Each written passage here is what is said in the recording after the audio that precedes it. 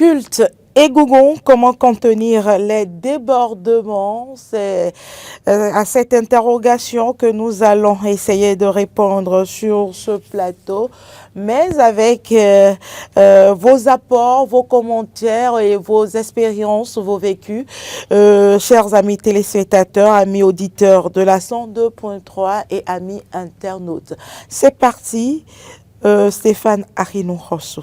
Alors, le culte Egungun, que comprendre déjà par ce culte? Parce que tout le monde ne maîtrise pas. Bon, j'avoue que moi-même... Bon, il faut dire que je crois que le culte Egungun, c'est quand même le culte de nos ancêtres. C'est le culte de nos ancêtres, les personnes, nos parents défunts. À l'occasion de ce culte-là, on leur offre l'opportunité de revenir et d'être parmi nous. Et donc, le culte Egungun, c'est... Vous êtes sûr que c'est nos parents défunts qui reviennent vraiment? Oui, du point de vue, n'est-ce pas, donc, de notre tradition, c'est bien sûr nos grands-parents. Et ça demeure comme ça jusqu'à aujourd'hui? Oui, nos parents défunts, à l'occasion de ce culte-là, on leur offre. En fait, c'est un lien que nous tissons avec eux. Dans l'essence même, c'est ça. Et donc, dans la charpente traditionnelle de notre pays, c'est un culte assez respecté. C'est un culte assez respecté. Quand vous allez dans certaines régions, comme les régions Yoruba, c'est un culte qui est quand même assez en vogue. Yoruba, Nago. À Ouida, par exemple, c'est un culte assez en vogue. Chez moi également, par ailleurs, à Sabalou, c'est quand même très, très en vogue et très respecté. Maintenant, c'est que ce culte qui est quand même respecté, qui a quand même sa place dans notre tradition, se trouve être, je veux dire, vilipendé ou saccagé par quelques individus. Je ne sais pas quel esprit, je veux dire, les anime, parce que, voyez-vous, il y a certains qui en font aujourd'hui, qui utilisent ce culte-là et en font de la pagaille, du désordre.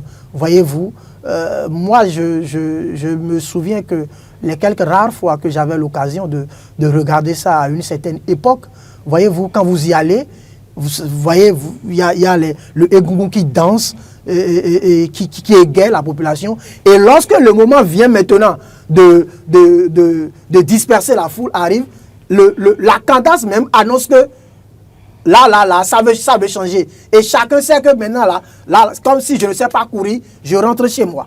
Mais aujourd'hui, dès lors que les gens organisent ce truc-là, on voit des Egungun qui poignardent des gens. Ou bien on voit, si ce n'est pas le Egungun qui poignarde des gens, on voit que c'est ceux qui viennent regarder le spectacle-là qui utilisent ça pour en faire des règlements de compte. Vous voyez ce qui s'est passé jusqu'à ce que le maire de Toribo Sito ait pu suspendre les manifestations relatives à cette sortie des Egungun-là. Voyez-vous, où on a tué quelqu'un. Voyez-vous, et même à Cotonou, ça se passe. Et moi, je me pose la question de savoir, mais les détenteurs, les dépositaires de ce culte-là, qu'est-ce qu'ils font pour discipliner un peu les gens? Je crois que nous avons un téléspectateur en ligne. Téléspectateur en ligne, bonjour. Oui, bonjour, Carole Laye. Bonjour, monsieur Ayonou Lucien. Oui, comment vous allez avec le plateau, hein? Bonjour. Nous vous saluons. Allez-y. Oui, et débordement de culte Egungun. Et si on va parler de débordement, c'est déjà de trop. Il n'y a pas surtout, on n'enregistre pas à chaque fois qu'il y a une manifestation quelque part. Même le cas dernier, on a arrêté mort à Tori-Lava. Je pense que ce qui se passe maintenant doit interpeller le gouvernement. Il se constate que les militaires sont en train de tailler à leur mission. Hein? Aujourd'hui, si vous voulez vous respecter, n'allez pas à leur manifestation. Sinon, vous allez recevoir en tout cas, ce que j'ai dit, vous savez de quoi je parle. Moi, personnellement, je ne vais pas à ces lieux. Je ne vais pas à ces lieux et ce n'est pas bien. C'est sur la question esthétique. Mais aujourd'hui, on dirait que c'est devenu une manifestation des bandits. Je peux bien mes mots. Des bandits. Et à chaque partie de manifestation, il y a des débordements, il y a des blessés, il y a des morts. Dans un pays connu, rien ne se passe pas comme ça. Donc, moi, je vais tellement respecter le gouvernement. Je prends maintenant vers eux. Moi, je ne vais plus parler de cette misère. Parce qu'on en a trop parlé, mais c'est la même chose qui se répète tous les jours.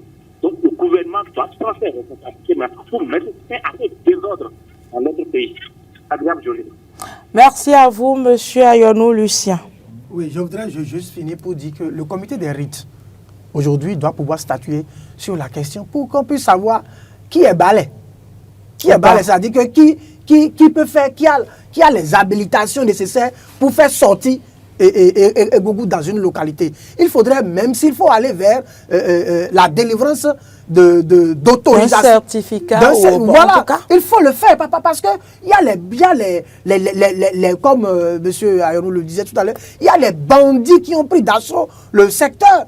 Il y a les bandits, les petits voyous qui ont pris d'assaut le secteur et qui organisent du désordre un peu dans nos villes. Ce n'est pas normal. C'est un culte respectable et respecté. Il faut pouvoir organiser tout ça pour qu'on n'ait pas à assister à des drames de morts, de bagarres ou de je ne sais quoi. Oui, d'accord. Je crois qu'il y a un téléspectateur avant que vous ne preniez la parole en ligne. Téléspectateur en ligne, bonjour. Oui, bonjour le plateau, bonjour Carole, bonjour les débatteurs. Bonjour le Parisien, si je ne me trompe. Oui, c'est ça. Ah bon, le prénom m'échappe. Allez-y. À qui avons-nous l'honneur? Oui, c'est M. Soulé-Zakari. Monsieur Soulé-Zakari, voilà. Allez-y. Non, le sujet du jour, bon, je trouve que c'est dommage, c'est malheureux. Au fait, quand on donne la main aux gens, ils veulent prendre tout le bras. Bon, pourquoi je dis ça? Je salue d'abord l'humilité de notre présidente Patrice Talon d'aller s'agenouiller devant les Égougous. Mais aujourd'hui, ces Égougous-là ne respectent pas l'humilité du président. Il se voit tout permis, au fait. Vous voyez. Donc, moi, je pense que c'est dommage. C'est ce que je voulais dire. Merci à vous, monsieur Zakari Soulé. Vous savez, c'est un dossier assez sensible. Ça revient de plus en plus. Certains de nos compatriotes perdent la vie, et ça fait très mal. Ça fait très mal. Et je crois que nous avons quand même encore dans ce pays des sages, des notables. Il y a certaines régions de notre pays où ce dont on est en train de parler là, vous n'aurez jamais ce désordre-là. Il y a des régions qui sont où chaque famille sait se respecter. Parce qu'en réalité... Téléspectateur en ligne, Hugues Zogo. Téléspectateur en ligne, bonjour. Oui, bonjour, madame. À qui avons-nous l'honneur, s'il vous plaît? C'est Alain Damal. Alain? Damal. Nous vous recevons très faiblement. On m'appelle Alain Damal. Bon, nous n'avons pas le nom de famille. Monsieur Alain, à qui... Vous nous appelez d'où? Je vous appelle depuis Akassato. Depuis Akassato. Allez-y. Le sujet, c'est un sujet très pertinent. Monsieur, éloignez-vous de votre poste récepteur, s'il vous plaît. Apparemment, il est parti. Il est reparti. Donc, je le disais, c'est en fait, ce dont il est question ici, c'est une question de famille. Parce que c'est chaque famille qui fait appel aux parents défunts. Le culte Egungun, c'est un revenant. C'est une valeur ancestrale à partir de laquelle nous qui sommes vivants, nous allons rencontrer nos parents défunts en une période bien définie pour sacrifier à un certain nombre de rites. Alors, comment se fait-il que ces familles-là qui organisent, je vais dire, ce cérémonial, à partir duquel on est censé retourner vers un parent défunt pour lui rendre compte, pourquoi pas, de tout ce qui a pu se passer depuis son départ jusqu'à ce jour-là où on va à sa rencontre. Comment se fait-il que c'est pendant cette période-là qu'on assiste à du désordre? Donc, pour moi, le vrai débat même, c'est au niveau de ces couvents-là. Comment est-ce que les couvents sont organisés aujourd'hui dans notre pays? Comment est-ce que les couvents sont organisés au niveau des collectivités? Nous avons un téléspectateur en ligne. Téléspectateur en ligne, bonjour. Il est reparti. Comment est-ce que les couvents sont organisés au niveau des collectivités? Vous ne pouvez pas aller dans un palais royal aujourd'hui et vous comporter comme si vous étiez dans la cour du roi Péto. Ce n'est pas possible. Allô? Dès que vous allez... Téléspectateur en ligne, bonjour. Bonjour Madame Caron, comment vous allez? À qui avons-nous l'honneur, s'il vous plaît? C'est Monsieur Assoba Rémi depuis Ouida. Monsieur Assogba, Rémi. Oui, depuis Ouida. depuis Ouida. Oui. Allez-y. Alors, je me rends compte que ce qu'on observe aujourd'hui, parlant de la culture ou des cultes des Goungou, Nous vous recevons très faiblement. je me rends compte que ce que nous observons aujourd'hui, parlant des cultes des Goungou, je dis, relève un peu un retrait, je dirais, un retrait de nos autorités. Parce que si aujourd'hui on a décidé d'organiser des photos et qu'on arrive à mettre le culte des Goungou au cœur de ces festivités, on ne devrait plus laisser des jeunes ou des personnes aujourd'hui désacraliser la chose pour qu'on observe ce qu'on voit là. Dans les La villes. première des choses, il faut qu'on remonte à l'historique des cultes des Goungou.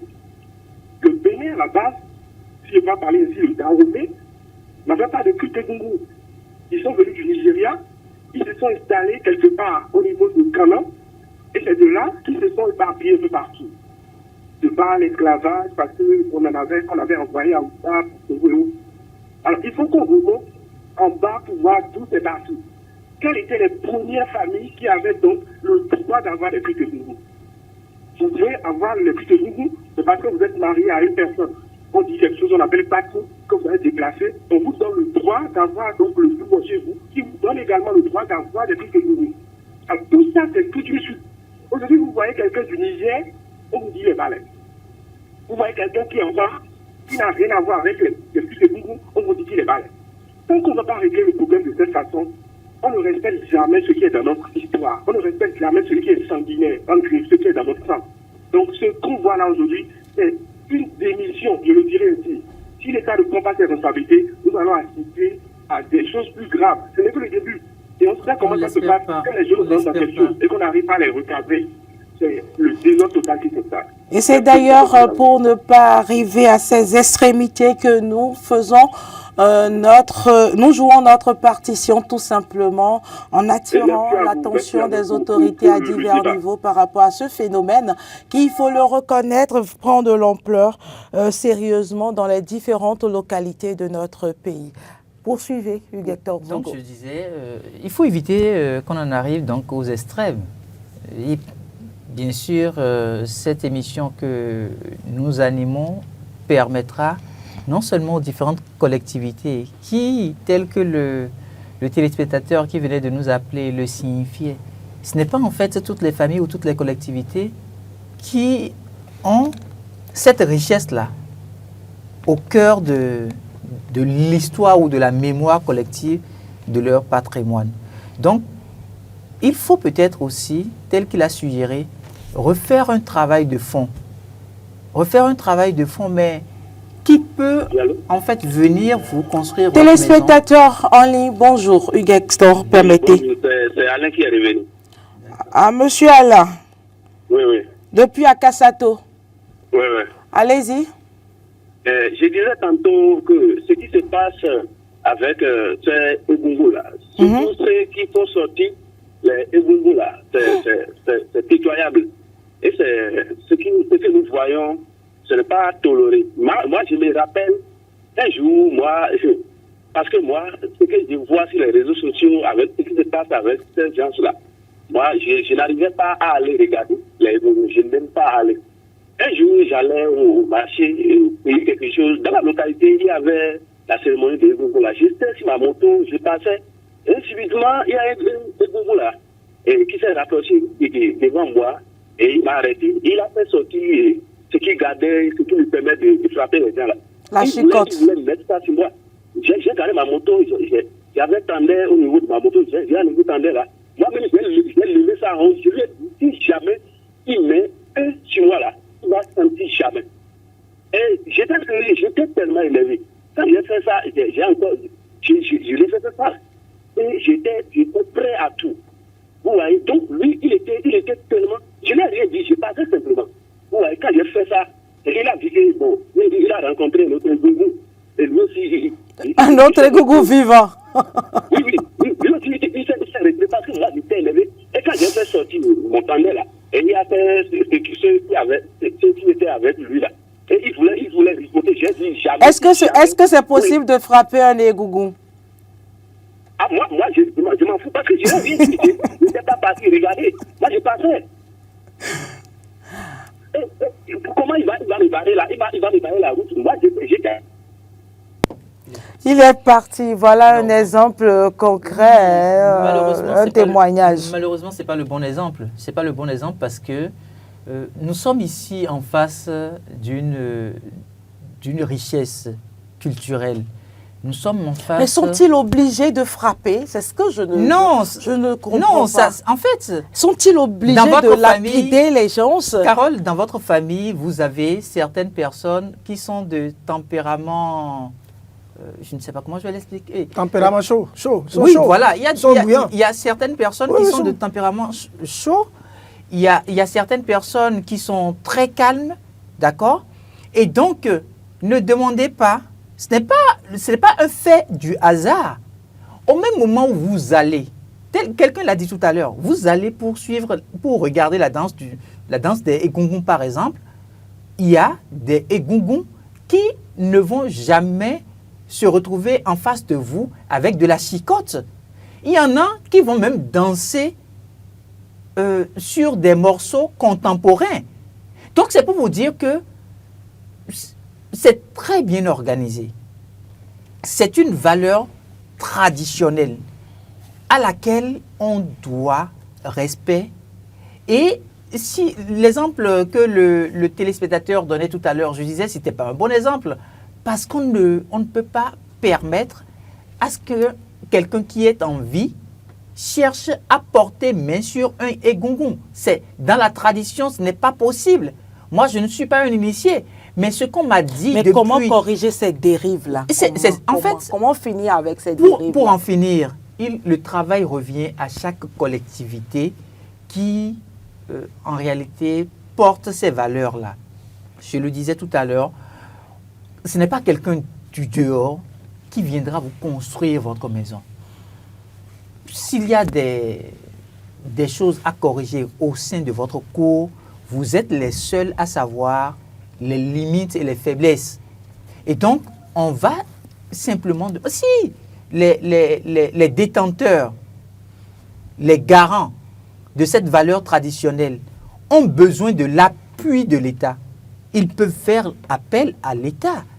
Nous sommes dans un État laïque, mais l'État ne peut pas... On ne doit pas souhaiter que l'État soit finalement l'institution qui vienne systématiquement mettre fin à un certain nombre de pratiques. Parce qu'en réalité, c'est une richesse. C'est d'abord une richesse propre à des communautés. Donc si l'État se lève et prend la décision de surseoir à tout, vous mesurez un peu ce que ça pourrait donner plus tard. Alors, on ramène le sujet demain, puisqu'il y a tellement à dire sur le Évidemment. sujet. Et les téléspectateurs et l'auditeurs sont intéressés par la question. Nous allons revenir sur ce même thème pour l'actu décalé de demain, afin d'aller plus en profondeur et permettre aux téléspectateurs de mieux opiner sur cette thématique. Nous allons d'abord dire merci. Merci à vous, Stéphane Arinou-Rossou. Merci, Carole. Merci, Hugues Hector Zogo. Merci, Carole. Merci aux téléspectateurs de nous avoir suivis, aux auditeurs de la 102.3 et aux amis internautes. Très belle semaine de travail à chacun et à tous.